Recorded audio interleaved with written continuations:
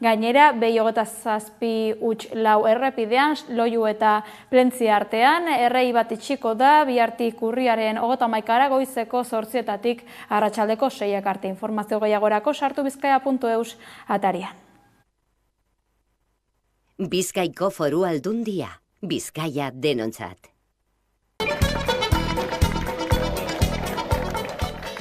Urriak 2 arratsaldean aske gelditu dira, ordu batzuk lehenago Hendaian atxilo hartu zituzten migratzaileen aldeko saretako 7 herritar. Gaur goizean Hendaiako komisaldegira deituak atxiloaldian hartu dituzte 7 herritar migratzaileei laguntzeagatik. Arratsaldean aske gelditu badira ere, 2025ko urtarrilaren 28an auzipetuko dituzte Baionan. Korrikak muga zeharkatu zuenean harturiko bideoa froga gisa baliatu du poliziak. Deitutakoak bederatziak laurden gutxietan agertu dira komisariaren aurrean, sostengua adierazi dieten eragile askoren ordezkariek lagunduta. Komisariaren aurrean izan da besteak beste Fermin Muguruza musikaria. Benegon behar dugu deno sostengo batera, esatera elkartasunez dela delitua, mugarik ez dugula nahi, eta arrazakeriarik ez. Beraz, horregatik gaude hemen, eta gurtuan oso larritzat jotzen dugu deno, eta ikusiko dugu zertan galdetzen den. Marieniako lurrak laborantzarako atxikitzeko borrokan, joan den apirileko Kanboko herriko kontseiluan egindako protestagatik atxilotu dituzte, urriaren 2 honetako goizaldean Filip Laskarai eta Benjamin Txarron. Bien sostengu eguerdian egindako elkarretaratzean atxilotu dute Laskarairen semeare. Ez dakit zer duen poliziak gogoan, ez dakit zenako Kanboko zatezak pausatu duen plenta hori atxartako gertekariaren kontra, zen gure herriko etxean, gure presentziak etzen deusek estoik, para gaitzitua izan da, eta ikusten da olai Marieniako bojoka galtzen ari duela, ez da bertzaik, ez da konpeintzena, gauza hori. Zenta Marienia zer da ondagian, Marienia da, Arrigon Baione herribitaldean bazterriko lagun batzuen eta erabaki bat sosezen nahi dute eta dituzte beren sakelak bete laborantzaren bizkar eta oraino nahi daukute kutsa gure gain nahi dute zari. Errenteria eremu tentsionatu izendatu du ofizialki Lakuako etxebizitza eta hiri agenda sailak asteazken honetan Gipuzkoako udalerrian egin den agerraldi baten bidez.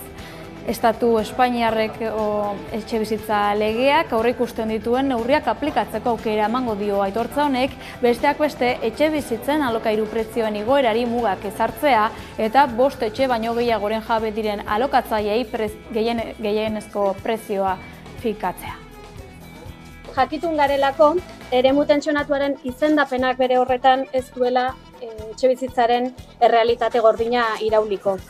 Garbi dugu ikuspegi integralarekin lan egin beharko dugula, erabilera turistikoak mugatuz, etxebizitza publikoak, etxebizitza oroar eta etxebizitza publikoa gehiago sustatuz, etxe hutsak mobilizatuz, gaur egungo parkea birgaituz eta zailan dutenei, zaurgarrien direnei sarbidea errazteko babes sistemak sendotuz. Beraz, planaren garapen osoa izango du udalak helburu datozen urteetan. Iragan osteguneko grebaren ostean, Nafarroako hezkuntza publikoko sindikatuek ez dute jarrera aldaketarik sumatu hezkuntza departamentuan. Salatu dutenez, Carlos Jimeno kontseilariak ez du urratsik egin langileen beharrak asetzeko eta konponbide baten zain segitzen dute. Lab sindikatuko ordezkari Josu Arraizek sindikatu guztien izenean adierazi duenez, irakasleak gainezka daude eta soluzioak nahi dituzte. Hori dela eta beste greba egun batera deitu dituzte Nafarroako sare publikoko irakasleak. Urriaren 29an izango da.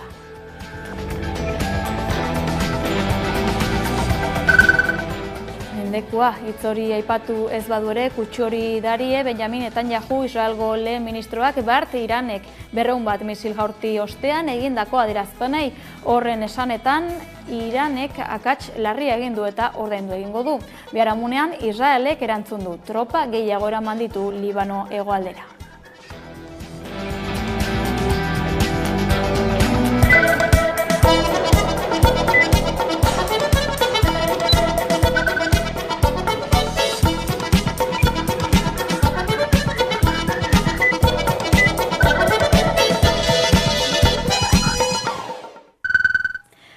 Gabon deizuela guztioi, egun bete ditu gaur Imanol Pradales lehendakaria buru duen Eusko Jaurlaritzak. Hala, herritarrek Euskal Autonomia Erkidegoko gobernuaren lana baloratzeko aukera izan dute ITV Focus inkestan, baita alderdi ezberdinetako buruzagiena ere. Jaurlaritzaren egitekoak proba gainditu du 5,89 batekin. Talde politikoen arduradunen artean berriz Pradales eta Otxandiano dira ezagunenak. Lehendakari karguaz jabetu zenetik, egun bete ditu Pradalesek Ajuriaenean. Maria Ubarretxena bozeramaileak lehenengo egunetako balorazioan nabarmendu duenez, Eusko Jaurlaritzaren lehentasuna da entzute eta elkarrizketa aktiboari eustea. Egun dena betetzeko nahikoa izatea gustatuko litzaiguke, baina badakigu denbora behar dugula horretarako. Lanean jarraituko dugu egunero, ilusioz eta ambizioz. Autoexigentziarik handienarekin eta arriskatzeko beldurrik gabe lehendakariak lehen egunetik esan digun bezala. Euskal Herritarren itxaropenak betetzeko lan eta akordioen bidez, ongizatean hasteko, autogobernu gehiago izateko eta Euskadi berezko ahotsa duen eragile globala izan dadin. Bizkaiko, Gipuzkoako eta Arabako herritarrek Imanol Pradalesen kudeaketari 10-etik 5,89 nota jarri diote EITB Focus inkestaren arabera. Bizkaitarrak izan dira Eusko Jaurlaritzari puntuazio onena eman diotenak, bataz beste 6,24koa. Gipuzkoarrek ia 5,8ko eman diote eta Arabarrek aldiz 5,5koa. 75 urtetik gorako herritarrek eman diote notarik altuena ia 7koa. Datu esanguratsua utzi du EITB Focusek, izan ere alderdi guztietako boto emaileek 5etik gorako nota eman diote Eusko Jaurlaritzaren jardunari. Eusko Legebiltzarkideen ezagutzaz ere galdegin du inkestak eta 10 pertsonatik 9 ezagutzen dute Pradales lehendakaria, Peio Otxandianok 75%ko ezagutza maila lortu du. Bien bitartean Eusko Jaurlaritzak legealdi honetan 17 lege aurrera ateratzeko asmoa erakutsi du. Hemos aprobado la previsión legislativa que será remitida al Parlamento Vasco.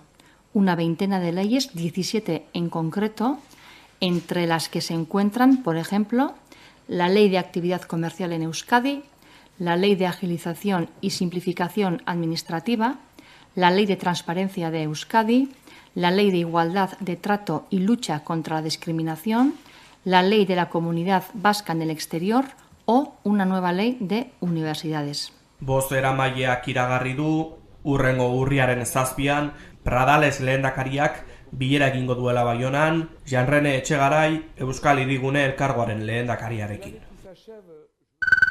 Joan den irailaren 24an, EAJak eta EH Bilduk Gipuzkoako batzar nagusietan onartutako erabakitzeko eskubidearen aldeko mozioak segida izango du gaur Bizkaian. EH Bilduk mozio bat aurkeztu du Gernikako juntetxeko osoko bilkuran bozkatu dadin eta jeltzaleek babestu egin dute bilkideen ekinbidea. Erabakitzeko eskubidearen inguruan gaur bozkatuko den eta aprobatuko den ebazpena. Erabakitzeko eskubidea agenda politikoan dago eta erabakitzeko eskubide horrekin lotuta dago estatus berriaren aldarrikapena.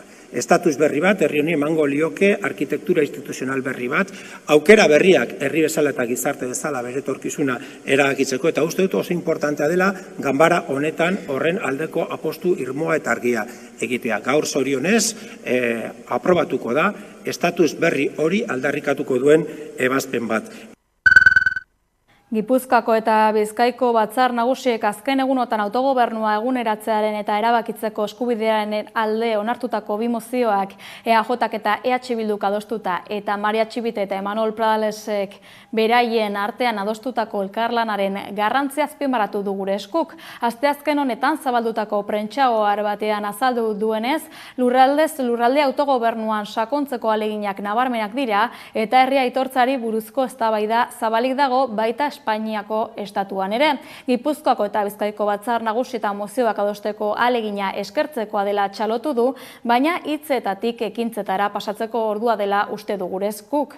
Horrela, eragile politikoak bide horretan sakontzera deitu dituzte herritarren eskuz esku, herritarrekin eskuz esku, zehazki ausardia eta ambizioa eskatu diete Euskal Herritarrok ditugun eskubideak aitortuak izan eta erabakitzeko eskubidea egikaritu ahal izateko mekanismoak arau ditzaten. EAJ-ko herrialde batzarretako kideen aukeraketa abian da. Alderdia jakinarazi duenez, prozesua datorren azaroaren 23 eta 24 arte luzatuko da Araban, Bizkaian, Gipuzkoan, Nafarroan eta Ipar Euskal Herrian.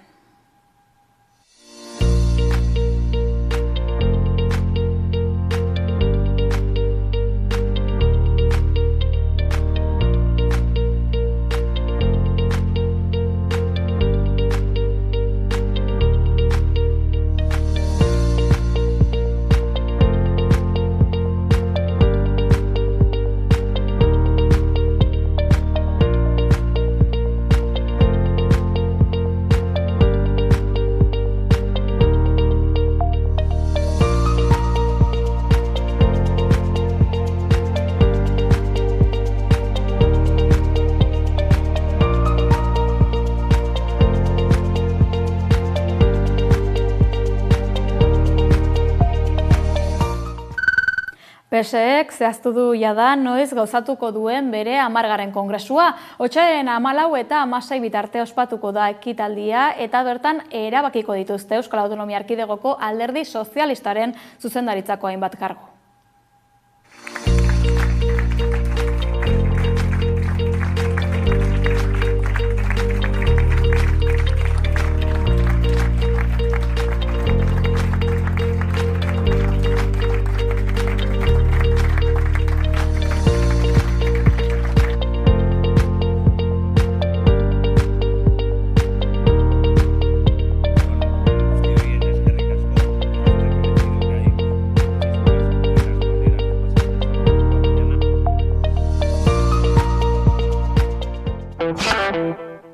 Goizean, Hendaiako komisariara deituak ziren eta berehala atxiloaldian sartu dituzten 7 lagunak aske atera dira kalera arratsalde honetan. Guztiek Baionako auzitegiko epaien aurrera agertu beharko dute urtarrilaren 28an, Aintzane Lasarte Bidasoa etorkinekin taldeko atxilotuetariko batek baieztatu duenez.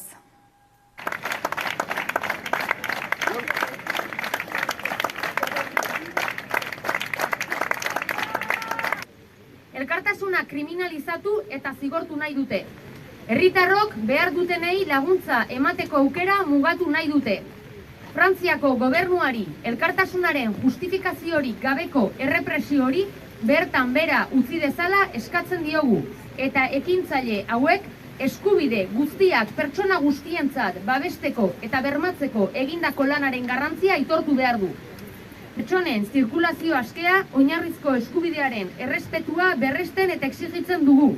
Militanteen jazarpen polizial eta judiziala geldiaraztea eskatzen dugu. Estatu hutsegite baten faltak arintzen baitituzte. Elkartasun hori ez da delitua. Utz diezaiogun harrera herria egunez egun eraikitzen dutena kriminalizatzeari. Benegon behar dugu deno sustengo batera, esatera elkartasuna ez dela delitua, mugarik ez dugula nahi, eta arrazakeriarik ez. Beraz, horregatik gaude hemen, eta gurkoan oso larritzat jotzen dugu deno, eta ikusiko dugu zertan galditzen den. Eskualde honetan, harrera herria girela, behin eta berriz erakusten ari gira, eta beste behin hori erakustera etorri gira goizuntan honera.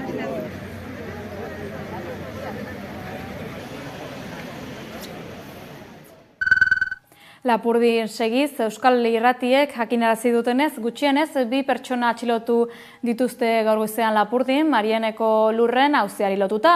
Filipe Laskarai atzeman dute itsasun eta Benjamin Txarron Uztaritzen itsasarean zabaldu duten mezuaren arabera. Elkarretaratzeak antolatu dituzte atxilotuen sostenguz, bai eguerdian, baita arratsaldean ere.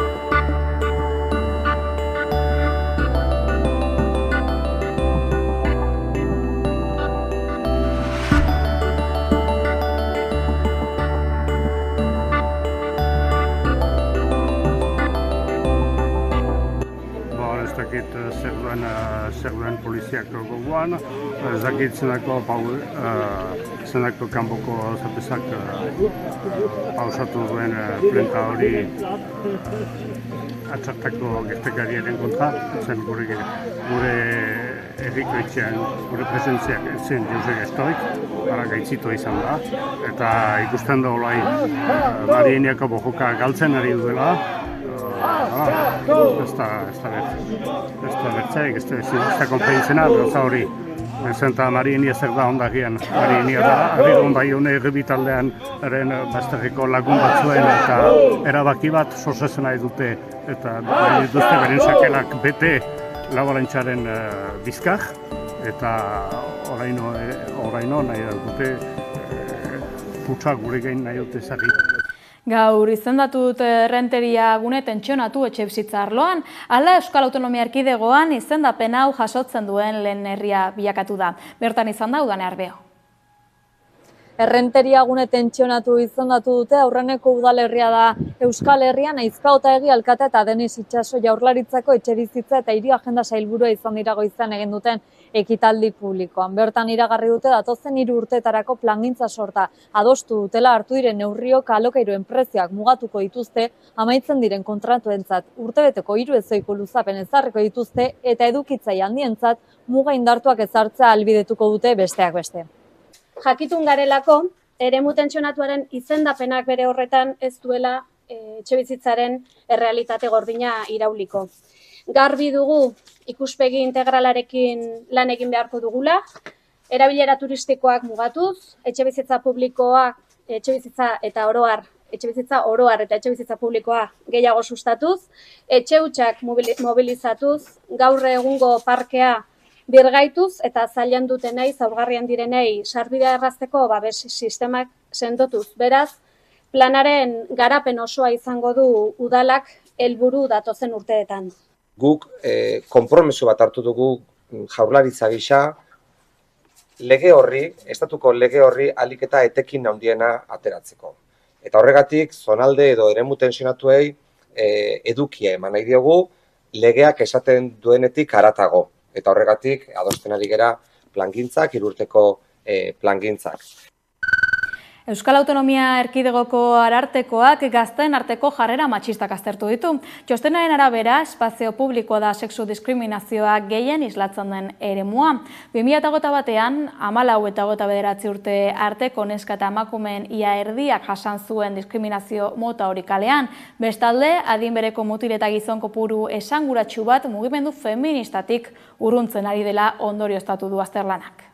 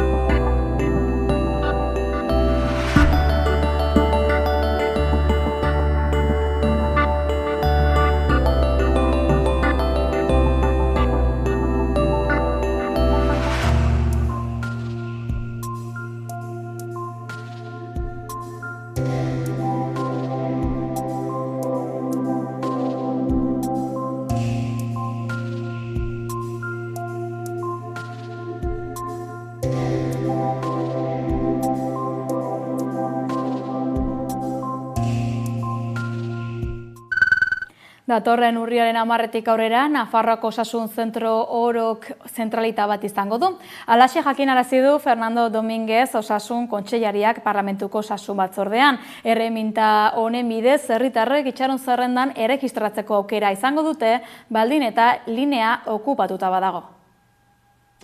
Nafarroko Osasun Zentro guztiek urriaren 10etik aurrera zentralita adimendunaren sistema izanen dute, pazientei itxaron zerrendan sartzeko aukera ematen diena, linea okupatuta egonez gero dei automatikoa jasotzeko. Fernando Domínguez Osasun Kontseilariak iragarri du Nafarroko Parlamentuko Osasun Batzordean. Telefono linean kolapsoa ekiditeko ateratako neurria da, maiatzean abiatu zena proiektu pilotua. Ante esto se ha instalado una herramienta que hemos denominado centralita inteligente, en la que si al llamar al centro de salud la línea está ocupada, el usuario puede marcar el número 8 para que desde el propio centro le llamen sin necesidad de rellamar de forma constante. Esa llamada queda en cola de espera en la misma posición que si el usuario siguiese al teléfono, y cuando le llega el turno se le llama automáticamente por parte del centro de salud. Urriaren 8an ezarriko da tresna hori Bianan, Bilatortan eta Aion, eta urriaren 10ean Antzinen eta Urantzian. Horiek dira sistema hori izanen duten sareko azken osasun zentroak. Pero la realidad es que ha sido una medida que está dando grandes resultados, están mejorando la accesibilidad, la percepción de la ciudadanía y el trabajo a nuestros administrativos. Jada instalatuta dauden zentraliten emaitzen datuak eman ditu Dominguezek. Zeinetan, 85,88%ik erabiltzaiekin hitz egitea lortu duten. Osasun departamentuak uste du gainera, sistema berriari esker, alferrikako 67.000 telefono dei eragotzi dituztela goizeko 8 eta 10 arteko tartean, eta 26.000 dei berriz 10 eta 12 artekoan. 103.000 telefono dei guztira. Hala ere, Dominguezek argi utzi du urteetan egin ezin zena ezin duela hilabete batzuetan konpondu. Atzorkeztu zute Rebeka Ubera eta Nerea Kortajarena legebiltzarkideek EH Bilduk eginiko osakidetzaren diagnostikoa. Koalizio abertzalearen arabera, osakidetzaren gainbeherak bi arrazoi nagusi ditu, indarrean dauden pertsonal politika eta gobernantza eredua. Pasaden legealdian ez bezala, gaur egun inork ez du ukatzen osakidetzan arazo bat dugula eta gainbehera agerikoa dela. Aski da ikustea herritarren kezka inkesta desberdinetan, langileen mobilizazioak eta hainbat tokitan sortu diren osasun sistema publikoaren aldeko plataformak. Azken urteotan ahuldu dugun osasun sistema publikoa dugu. Eta hori da gaur egun dugun egoera. Eta gure iritziz, gainbehera horren kausa nagusiak dira pertsonal arloko politika eta gobernantza eredua. Eta gobernantza ereduaren barruan sartzen ditugu antolaketa eta gestioa. Egin dugun diagnostikoaren atal ezberdinetan ikus daiteke zer nolako pisua eta eragina duten bi eremu horietan egin diren politikak zer nolako pisua daukaten osakidetzako sistemaren funtzionamenduan eta emaitzetan. Zaintza sistema publiko duin eta kalitatezkoa bermatuko duen osasun publiko berri baten aldeko manifestazioak antolatu ditu bihar OPA herri plataformak. Osakidetzaren kudeak eta txarra salatuko dute. Bi deialdi egin dituzte bihar, bata eguerdeko 12etan Barakaldoko Gurutzetako Unibertsitate Ospitalean eta bestea arratsaldeko 7etan Durangoko Andra Mariko Elizpean. Palestinarekin elkartasuna erakundeak araualdia antolatu du ostegun eta ostiral honetarako Hego Euskal Herriko hainbat udalerritan herritarrek Palestinaren aldeko elkartasuna erakutsi ahal izateko. Ekimena Altsasun, Bilbon, Donostian, Gasteizen eta Iruñan jazoko da.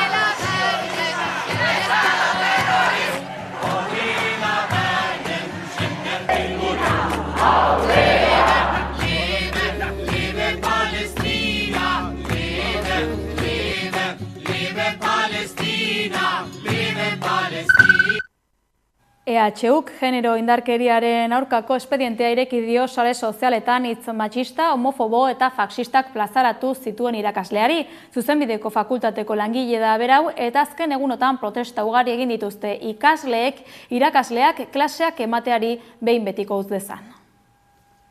Euskal Herriko Unibertsitateko Zuzenbide Fakultateko Bizkaiko ataleko 301 taldeak adierazpen publikoa egin du azken egunotan jasotako gertakarien aurrean. Argi utzi dute irailaren 23an irakasle berria hasi zela klaseak ematen, eta orduan jabetu zirela irakasleak bere sare sozialetan iruzkin matxistak, LGTBI-foboak, xenofoboak, arrazistak eta abarrak egiten zituela, eta gaineratu dutenez, ez dago lan zuzenbidean espezializatua eta horrek zalantza handiak sortzen omen ditu ikasleen artean, lanaren eta gizarte segurantzaren zuzenbidea bat irakasgaia emateko duen gaitasunari eta prestakuntzari buruz.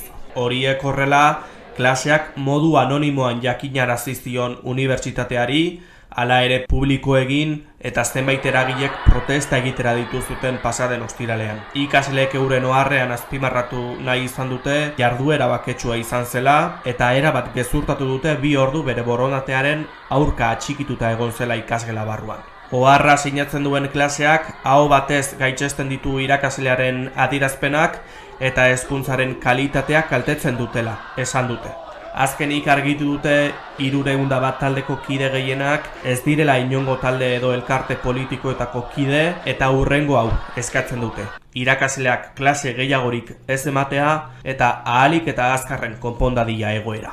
EHU bere aldetik kaleratutako oharrean jakinarazi du, Zuzenbide Fakultatea elkarbizitza baketsuaren esparrua dela eta pertsonen aurkako hertsapenei, mehatxuei eta erasoei, ez eta altzari publikoei eragindako kalteak ez direla bertan sartzen. Era berean, konpromiso sendo erakutsi du bizikidetza zuzentzen duten eskubide, printzipio eta balioekin, bereziki berdintasun eskubideekin eta aniztasunarekiko errespetuarekin. Eta hildo horretatik, erabat argudiatu ditu sare sozialetan eta horietatik kanpo eskubide, printzipio eta balio horien aurkakoak diren adierazpenak. Euskotrenen hizkuntza eskakizunak kentzeko UGTren eskea baliogabetu egin du auzitegi nazionalak. Nagusiak Euskal Autonomia Erkidegoko auzitegi nagusiaren epaiaren arabera, UGTek inpugnatutako hizkuntza eskakizunak aurretik Euskotreneko hitzarmen kolektiboan ontzat eman zituenak dira eta ondorioz ez du demanda aurkezteko zilegitasunik. Ela sindikatuak eman du berria eta poza agertu du erabakiagatik. Euskararekin loturiko ekinbidei dagokionez, Gasteiz Euskararen hiria ekimenak Euskararen inguruko jai eta partaietza topagunea eskainiko digu Gasteizen. 12 orduz jarraian hiriko hainbat kultura, aisialdi, euskara eta kirol elkarte eta gizarte eragileen eskutik.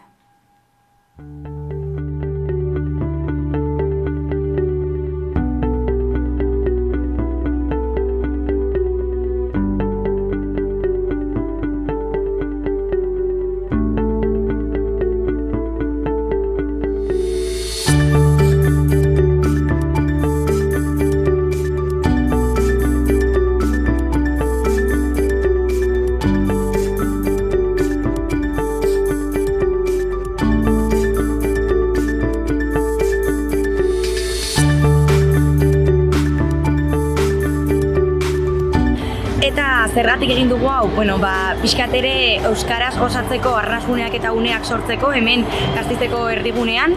Eta, tarte ezberdinak izango ditugu egunean zehar, alde batetik goizeko tartea familien tartea izango da, ez gaztetxoena, familiena, tailerrak eta bar izango ditugu hemen plazan. Gero eguerdian bertsozale elkartetik bertsosaio bat izango dugu, antzerkiak, bakarrizketak, eta amaitzeko pasadenaren kontzertu bat eta anekdotasen kontzertu bat.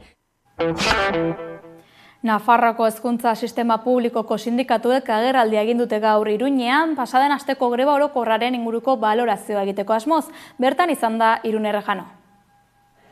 Hezkuntza publikoko sindikatuek gaur agerraldia egin dute hemen Iruñan joan den ostegunean greba deitu zuten eta balorazio ona egin dute, hala ere Nafarroko gobernuaren jarrera kritikatu dute eta datorren urriaren 29an kalera aterako dira berriro hezkuntza publiko duina eta kalitatezkoa eskatzeko. Hezkuntza publikoko sindikatu guztiek asteazken honetan iragarri dutenez, beste greba egun bat eginen dute urriaren 29an asteartearekin Nafarroko hezkuntza publikoan irailaren 26ko mobilizazioen ostean departamentuak erantzunik eman ez duelako. Joan den ostegunean grebak izan zuen harrera ona azpimarratu dute sindikatuek. Nafarroko gobernuak ezin du ezikusiarena egin. Gure aldarrikapenek badute babes zabala. Sindikatu guztien babesa du, irakasle guztien babesa du, baina baita ere talde parlamentario gehienen babesa. Hortaz, dagokie behingoz gurekin esertzea eta negoziatzea. Hala ere, astebete pasada eta gobernuaren erantzun eza salatu dute sindikatuek. Haien haserrea adierazi dute eta kalitatezko hezkuntza publikoaren alde agertzeko deialdi berria egin dute. Izan ere, grebara eraman dituzten arrazoiak bere horretan mantentzen dira. Dei egiten diegu Nafarroko parlamentuko talde politiko guztiei arduraz jokatzeko. Halaber, dei egiten diete parlamentuko talde politiko guztiei haien aldarrikapenek behar duten inbertsioa lortzeko ahalegindu daitezen, aurrekontuak adosten diren heinean. Beraz, urriaren 29an grebara joanen dira eta ez dute deusestatzen mobilizazio gehiago egitea. Nafarroako bi emakume garbitzaileren egoera salatu zuen atzo LAB sindikatuak. Mugikortasun mugatua dute 56 urteko langileek, takataka eta gurpildun aulkia behar dituzte ibili ahal izateko eta hala ere, Iruñeko bi ikastetxetan lan egitera behartu ditu gizarte segurantzak. Azken berrien arabera, gainera, gurpildun aulkian dagoen emakumearen enpresak atzeratu egin du emakumea bera lanera itzultzea.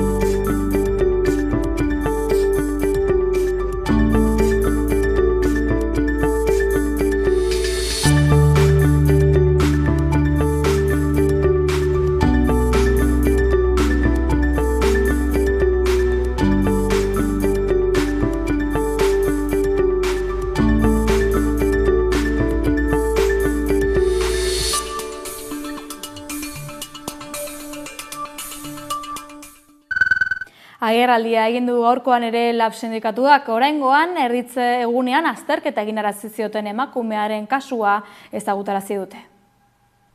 Erditze egunean egonkortze prozesu baten azterketa egitera behartu zioten emakumearen kasu alarazi dio LAB sindikatuak Arartekoari, zuzeneko diskriminazio kasu batengatik kexa helarazi dio herriaren defendatzaileari, izan ere sindikatuak jakinarazi duenez, emakumea Basauriko etxe maitia udal egoitzako erizaintzako laguntzaile lanposturako azterketara aurkeztu zen. Emakumeak 2 aldiz jakinarazi zion azterketaren epaimahaiari haurdunaldiaren egoera eta irailaren 10ean azterketarako 2 egun falta zirela epaimahaia bildu egin zen eta erantzun zion azterketa eta erditzea aldi berean egiten baziren, epaimahaia ospitalera joan ahal izango zela, proba gainerako hautagaien ordutegi berean egiteko.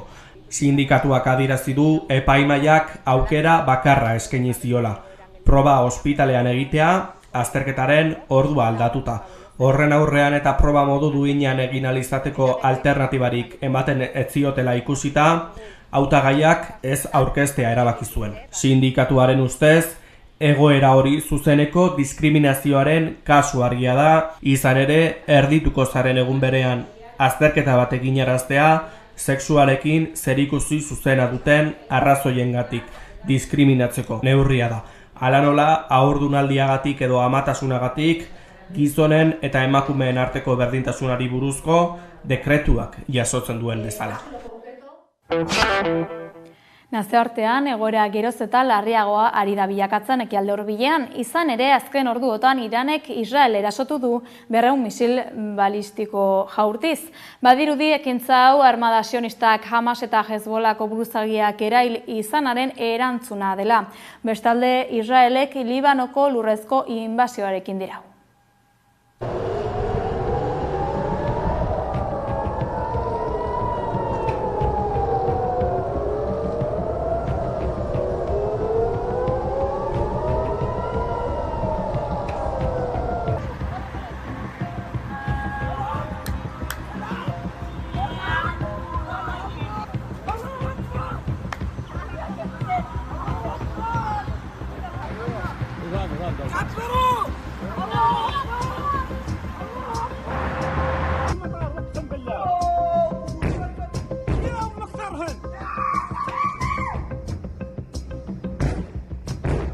הם יבינו.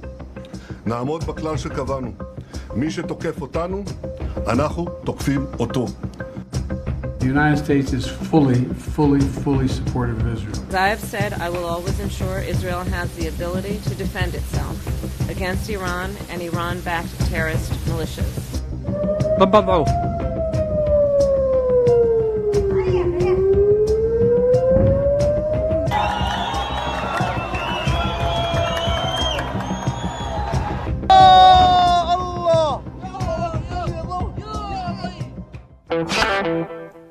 Euskal Herrira bueltan, zinema argazkigintza erakusketa eta bertso gomendioekin datorkigu gaur gure kolaboratzaile Irati Agirrazkoenaga. Aurrera Irati. Euskal emakume zinemagileen zikloa urritik abendura izango da Donostian eta Gasteizen. Egileek beraiek hautatutako dokumentalak eta fikzioak izango dira ikusgai Donostiako Tabakaleran eta Gasteizko Artium Museoan. Egietako gehienek euren lanak aurkeztuko dituzte bi hiri hauetan eta edizioa osatzen duten fikziozko filmetan eta dokumentaletan emakume zinemagileek luze eta zabal hitz egin dute emakumez, euren buruaz, euren lankidez eta adiskidez. Bata bestearekin antz handirik ez duten 3 erretatuk moldatzen dituzte zuzen ere, egongo diren 3 figura. Alde batetik aurten mendeurrena duen Nestor Basterretxea, Señales de vida Nestor Basterretxea lana, Gentzane Martínez de Osaba eta Alejandro García de Vicuñarenak, Elvira Zipitria, frankismo garaiko ikastoren aintzindaria, Maider Oleagaren muga, deitzen da pauso izeneko, denboraz, kanpoko elkarrizketa eta azkenik Eulalia Abaitua, 19. mende amaierako eta 20. mende hasierako Bilboko argazkigintzaren aintzindaria. Ainhoa Urgoitia eta Enrique Herreiren Norberaren gela lanean agertuko da. Historio pertsonalagoak ere dakartzate, Amaia Nerekanek eta Arantza Santestebanek lehenak 5 minutu lanean aztertzen du zein latza den ama gazte batentzat eta semearentzat, aita Urruneko espetxe batean preso egotea. Eta bigarrena berriz hausnarketa serio eta gordin bat egiten du 918 gau lanean. Eta kontatzen du zer nolakoak izan ziren berarentzat espetxean eman zituen 918 gau haiek eta ze distantzia dagoen azkenean kartzelan sartu zen emakumearen eta presondegitik irten den emakumearen artean. Emakumei buruz hitz egiten duten emakumeak beraz dira denak, baina baita gizonez ere, bizitzaz, borrokaz, lanaz, modu kariñoson edo kariñoaz, adisketasunaz eta amodioaz dihardute guztiek eta guztiaz mintzatzen diren emakumeak izango ditugu bertan euren ahotsekin. Eta Euskal Herriko lehenengo argazki topaketa antolatu dute urriaren 5ean, larun batean, Aretxabaletan. Argazkilaritzaren aldeko apustua egiteko eta tokiko talentuari balioa emateko asmoz aurkeztu dute edo sortu dute argazki.eus Euskal Herriko lehen argazki topaketa hau.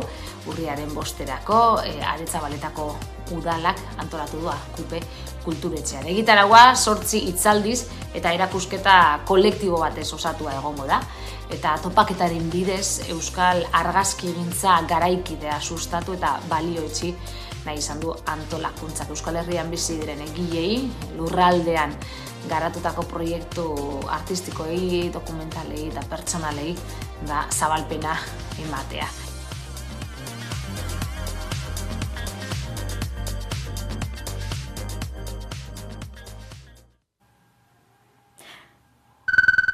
Kultur arloko proposamenekin segiz, zona beste bat dantzaldia, jaialdia adi elkarrezketari. Mende Laurden ospatuko ditu aurten dantzaldia Bilboko nazioarteko dantza jaialdiak. Irailaren 24an hasi eta abenduaren 5 bitarte jai egitarau oparo antolatu dute. Dantzaldia hitz egiteko gurean dugu Marian Etxebarria dantzaldeko kidea. Ongi etorri Marian. Hola, kaixo. Kaixo zuri ere, esan bezala, 25 urte egingo ditu aurten dantzaldiak, edizio berrira begira gogotsu zaudete?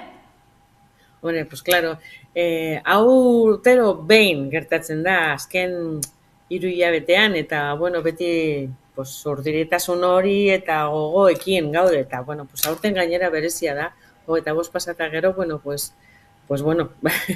ospatzeko apur bat da. Ospatzekoa bada mende laurdena, konta iguzu, nolako ibilbidea izan du jaialdi honek? Hori, jaio zen orain dela 25 urte, La Fundición betidanik edo egin du dantza garaikidea programatu egin du, ezta? Baina bere aretoan La Fundicionen eta La Fundición aretoa da, hori areto txiki bat. Jende gutxirako eta, ere badauka, ez dakit, definizio bat edo jendea ezagutzen du hori, areto txiki bat moduan. Eta gertatu zen, orain dela 25 urte, dantza garaikide oso gutxitan zegoen beste aretoetan. Eta izan genuen suertea, hitz egin genuela instituzioekin, eta, martxan jarri genuela horrelako jaialdi bat, eta izan zen kriston erronka, hori, ez dakit, ez zen oso ezaguna, ez arte hori, ez zegoen publikorik, ez zegoen mugimendurik. Baina, pentsatu genuen, posiblea zela, eta asmoa zen, beste aretoetara joan, bai tamaino aldetik, bai zaugarra desberdinak dituztelako, joaten bazara La Fundicionera, ikusiko dituzu lan mota batzuk. Baina joaten bazara Azkuna zentrora beste motakoak ikusiko dituzu, eta guen genera desberdina izango da. Orduan, erronka hori planteatu genuen, eta naiz eta oso beldurtuta egon garai hartan, gauza pasatu inda, eta, bete egin ditugu 25 urte, eta egia zan, nik esango nuke, esan dezakegula arrakastetxo izan dela proiektua. Arrakastatxua izan da proiektua, 25 urtez aurrera zoaztelako, ez da? Azken batean gainera, ez du zer ikusirik dantza garaikideak duela 25 urte zuen egoerak, orain duen egoerarekin. Gaur egun nahiko zabaldua den modalidadea dela esan genezake. Hombre, claro. Hasi da programatzen. Lanako itzen gara, ez duzunen ezagutzen zerbait, agian ez da ere publiko moduan ez era usartzen joaten gauza horrelako bat joan ikustera. Eta, programatu ahala, jendea badoa ezagutzen, badoa usartzen probatzen, eta azkenean, oraindik gelditzen da publiko asko ez duela ezagutzen. Hori argi eta garbi dago. Ez da horrelako, ez dakit, arteera bat oso, famatuena esango genuke. Baina nik esango nuke lortu dela publiko bat izatea, fideltasunarekin joaten dela, adibidez dantzalditara, badakizu elkartuko zarela, agian ez guztietan, ikuskizun guztietan, baina badakizu askotan elkartuko zara, jendea, denborarekin joan zarela ezagutzen jendearekin, ezta? Eta, hor alde horretatik publiko badago. Eta nik esango nuke ere aldatu dela, programatzen bada, ere badaude sortzaile gehiago sortzen dira. Mugimendu gehiago sortzen da maila guztietan. Eta, hori da, ona denontzat, ezta? Eta, handitzen du nola den komunidade hau, ezta? Nik esango nuke momentu honetan horrela gaude, komunidade handi batean. Komunidade handi batean, geroz eta zabalagoa eta handiagoa dena, beraz, esan genezake gainera, jaialdi honek oraindik modalidade hau ezagutzen ez duen herritar horri ere modalidade hau zabaltzeko aukera duela, ez? Hau da, jaialdi honen bitartez, edozein herritarrek ere ezagutu dezakela dantza garaikidea. Nik esango nuke, niretzat dantzaldiak duen ezaugarri hoberena dela, ailegatzen dela areto desberdinetara. Areto horiek neurri batean edo badaukate publiko desberdin bat. Osea, jendea ez da hurbiltzen, mundu guztia ez da hurbiltzen la fundizionera, baina mundu guztia ez da hurbiltzen Guggenheimera, baina, bueno, jende desberdina hurbiltzen da leku bakoitzara, ez da? Neurri batea, claro. Eta orduan, bueno, pues, gauza desberdinak programatzen ditugunez, pues, hip-hop izan daitezke flamenko, izan daiteke dantza, pues, agian gairaikidea konbentzionalago edo konzeptualagoa. Orduan, era askotako ikuskizunak aurkezten direnez, pues, jendea desberdina aukeratu daiteke, osea, aukeratu dezake leku desberdinak, ikuskizuna desberdinak, eta, bueno, proba egin dezake. Eta nik esango nuke, pues, hori da dantzaldiaren gauza arrakastatsuena, ez da? Bai, ikuskizun ezberdinak dituela jaialdiak eta horrela herritarrek ere aukera dutela ezberdintasun hortan batera edo bestera joateko edo denak ikusteko edo, bueno, aukera badagoela azkenean. Eta edizio hontara begira ze helburu izango du 25. edizioak? Konta eguzu? Bueno, helburu, nik esango nuke helburu betidanik mantendu dela. Zentzu horretan nik esango nuke ez dugula aldatu. Gure asmoa da, aurkeztea edo izatea plataforma bat publikoa hurbiltzeko gauza berriak ikustera, gauza berriak ikustera etortzea, artistak izatea aukera ere lan desberdinak eta berriak ikusteko, dinot gero ikuskizuna eta gero badaukagu topagune bat, ezta? Hor ere kontaktu hori egotea, eta azken finean, artistak harremanetan jartzen direnean, gero hortik ataratzen dira proiektu berriak. Eta guk pentsatzen dugu hori ere oso importantea dela. Eta, bueno, hori da basikoki gure helburua. Eta, bueno, ere, aurkeztea, momento bakoitzean, agian pilpilean dagoen ikuskizunak edo artistak importantenak, ezta? Adibidez, orain, atzo egin zen inaugurazioa, jaialdiaren inaugurazioa, eta, Melania Olcina, iaz izandako Premio Nacional de Danza, egon zen atzo dantzatzen arte derretako museoan, eta, bueno, hori da gure helburua. Hor, apur bat, egotea beti mantentzea hori bizitasun hori, dantzare garekidearen bizitasun hori. Eta, bueno, guk ulertzen dugu dantzaldia, jaialdia aukera ona dela horrelakorik egiteko. Hala da bai, esan bezala, gitarauan barneratu zara, Marian. Atzo iraiako 24 egin zenuten jaialdiaren inaugurazioa Bilboko Arte Ederren Museoan. Espainia mailan dantza sari nazionala duen obra bat ikusteko aukera izan zenuten. Esan berri duguzun bezala, la declaración, deklamazion barkatu, muda dantzalana, hau da, deklamazio mutua. Bai, oso lan polita, oso lan intimista, baina, klaro, esaten dizudana, dantza bakoitza badauka bere marko berezia, eta zentzu horretan, han Melania lan egiten zuela ere trombojotzaile batekin, eta lantzatu zuten Sergio Prietoren hori instalazio baten aurrean, eta orduan oso kombinazio edarra izan zen, eta nik esango nuke han egon ginen guztiak disfrutatu egin genuela. Eta, bueno, hori da, asmoa, ondo pasatzea, eta, bueno, ondo pasatzea, esango nuke nik. Eta ondo pasatzeko bidaia hontan, zer gehiago antolatu duzu, konta eguzu, nor izango da holtza gainean?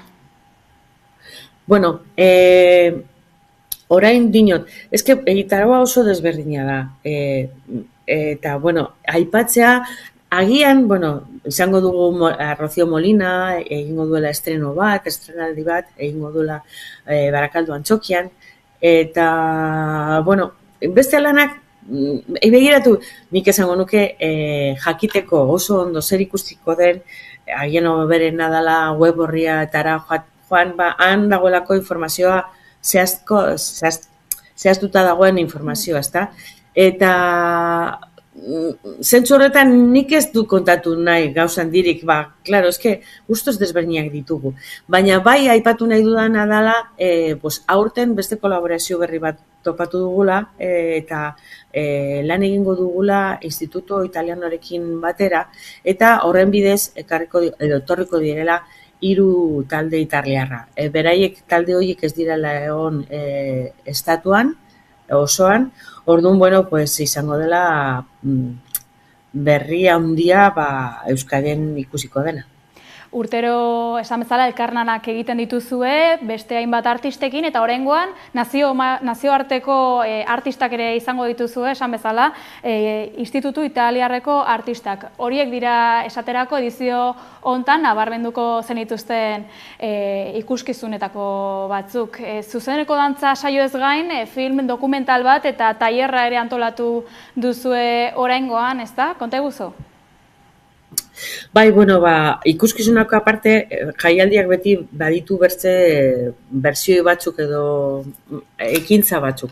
Eta kasu honetan, kontatu dudan aialen, edo aipatu dudan aialen, artistekin edo elkarrizketak egongo direla ikuskizunak ikusita gero.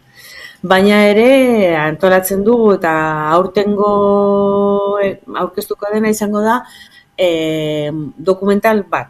Zinema da eta zuzendu izan zuen Paloma Zapatak, eta dokumental honetan kontatzen diguna da La Singla bailaoraren historia. La Singla da bailaora horra bat, eta imaginazazu zelako lan gogorrei bete ber izan zuen, izateko bailaora ezagun bat, ezta? Eta nik esango nuke gainera filma bera oso interesgarria dela, oso ondo eginda. Orduan, ni gomendatzen dut, jendea hurbiltzea ere La Fundizionera han ikusteko dokumental hau, gainera sarrera doainik dela, eta nik esango nuke sorpresa hartuko dutela, nik esango nuke oso historia interesgarria dela. Eta beste alde batetik, Jose Maldonado adibidez flamenko egiten duena, eta kasu honetan egiten duela lan bat, bera oso lehengo gunean Daniel Abrek kontatu zuen, Jose Maldonado egiten duela oso dantza fina, oso lan elegante, esan zuen berak. Eta berak nazten du dantza flamenkoa eta margoketaren nazketa egiten du. Ezin du kontatu gehiago, guen genera hurbildu bere izango zarete ikusteko. Baina Jose Maldonado bere hurbilduko da, bai profesionalak, bai, zeo zer flamenkori buruz dakiten zerbait, eta emango du masterclass bat, hurrengo egunean, bere ikuskizuna ikusita gero, masterclass bat emango du. Eta beste ekintza bat egingo dena da, izango da, jaialdia amaitzeko, abenduaren bai 3, 4 eta 5, Eneko Lorente, EUPB-ko irakasle izandakoa, berak lan egiten jarraitzen du ikerketarekin, eta bereri gustatzen zaiona da mundu urbano eta dantza. Orduan, nazketa horretan, kontaktatzen du Sharon Freeman koreografoarekin, eta egiten dute, ez dakin zelan aipatu, esan kostatzen zait azaltzea, edo topatzea hitz konkretua, baina da lan inklusio bat neurri batean. Hau da, hitz egiten ari dira ikuskizun faltaren ez dakit zelan bizitzen den, zelan bizi daiteken, eta zelan begiratu edo ikustitzako egunak, zelan ikusten dugun mundua, edo zelan ikus dezakegu edo interpretatu mundua begiratu edo ikusi gabe. Bueno, esango nuke oso tailer interesgarria izango dela, zabalik dago mundu guztia edo nahi duena apuntatu alizateko, eta, bueno, pues hori da, borobiltzeko dantzaldiak egin nahi duen lana. Bai, Maria, zure gomendioak kontuan hartuko ditugu, azkenik zer esango zenioke herritarrei?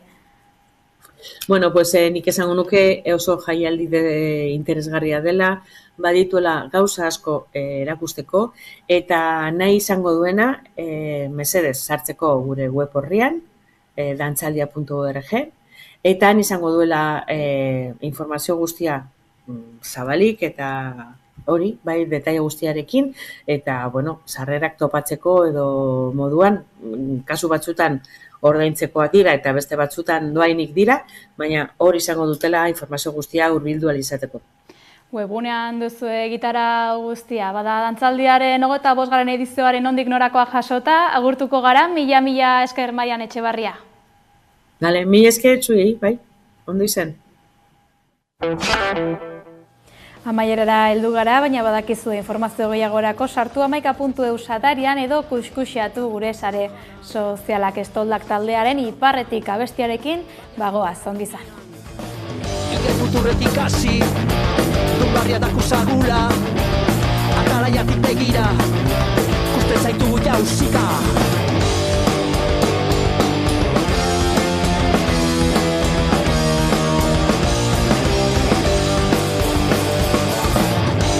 Bazarela, belautze azkar bat uretan, ipar gizonen txalupak, braika sortzen duen adurra, muño honen gainetikan, urnera begira, urbiltzen doa mamua.